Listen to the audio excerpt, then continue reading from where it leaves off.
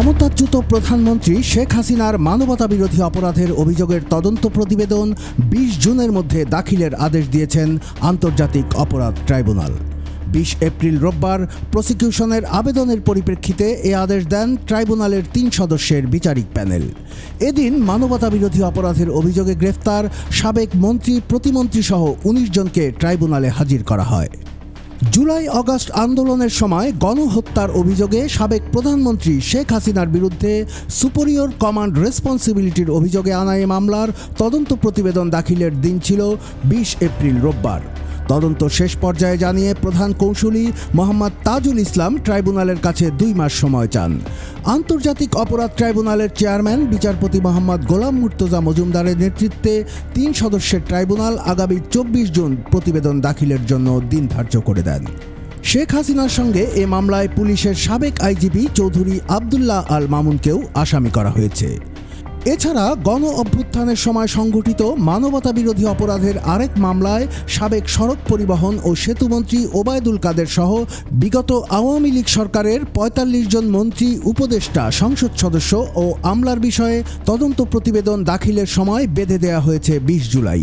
এই মামলার আসামিদের মধ্যে রোববার ১৭ জনকে ট্রাইব্যুনালে হাজির করা হয়েছে।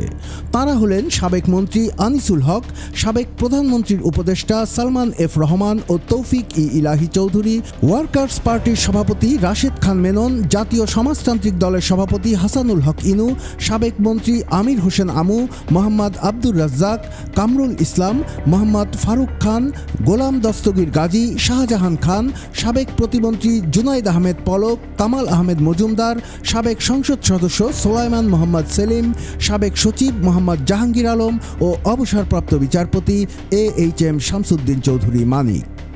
গণ অভ্যুত্থানের পর পুনর্গঠিত ট্রাইব্যুনালে গত ১৭ অক্টোবর এই ২ মামলার প্রথম শুনানি হয়। সেখানে শেখ হাসিনা, ওবায়দুল কাদের সহ ৪৬ জনের বিরুদ্ধে গ্রেফতারি পরোয়ানা জারি করা হয়। পরে শেখ হাসিনার মামলায় আরও ১ জনকে আসামি করা হয়। এ নিয়ে এই ২টি মামলার তদন্ত প্রতিবেদন দাখিলের সময় ৩ বার বাড়ানো হলো। সরকারি চাকরিতে কোটা সংস্কারের দাবিতে ২০২৪ সালের জুলাই মাসে শিক্ষার্থীরা আন্দোলনে নামেন।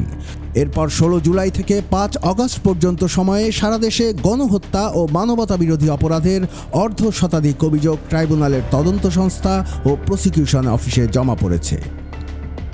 শেখ হাসিনার বিরুদ্ধে জুলাই গণ অভ্যুত্থানে সংঘটিত মানবতাবিরোধী অপরাধের সুপিরিয়র কমান্ড রেসপন্সিবিলিটি বা ঊর্ধ্বতন নেতৃত্বের দায়ের অভিযোগ আনা হয়েছে। এতে বলা হয়েছে, তার নির্দেশে ও পরিকল্পনায় জুলাই আগস্টের হত্যাযজ্ঞ সংঘটিত হয়েছে।